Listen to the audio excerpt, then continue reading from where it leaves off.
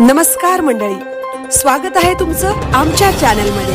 आवाज महामुंबईचा, शोध बातमीचा, कौल मनाचा। चला तर मग आमचे चॅनल लाईक करा, शेअर करा आणि सबस्क्राइब करा। धन्यवाद।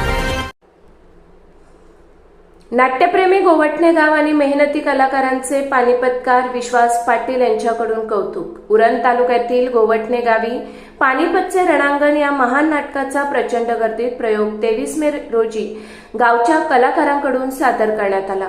या नाटकाला अखिल भारतीय मराठी साहित्य संमेलनाचे अध्यक्ष थोर साहित्यिक विश्वास पाटील यांची प्रमुख उपस्थिती होती।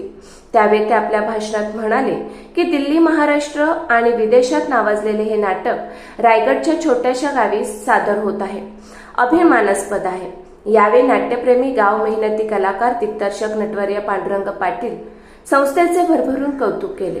या प्रसंगी अग्री साहित्यरत्न रायगड भूषण प्राध्यापक LB पाटील, साहित्यिक डॉक्टर राजेंद्र राठोड, पत्रकार कांती कडू, सुधाकर पाटील, मच्छिंद्र म्हात्रे, नाटककार किशोर पाटील, संतोष ठाकूर, मधुबनचे राम म्हात्रे इत्यादींची व्यासपीठावर मोठी उपस्थिती होती। विशेष म्हणजे नाटकातील स्त्री कलाकार गोवटणे गावातील होत्या। त्यामध्ये कांचन म्हात्रे, शीतल म्हात्रे, सोनम म्हात्रे, प्रियांका पाटील, भारवी पाटील, पूर्वी पाटील आणि कृष्णा म्हात्रे, निलेश म्हात्रे, अशोक म्हात्रे, नरेश वर्तक, प्रेम पाटील, जगन वर्तक, रोशन म्हात्रे, विवेक वर्तक, आकाश पाटील इत्यादी 35 कलाकार उत्तम भूमिकात साकारले गेले।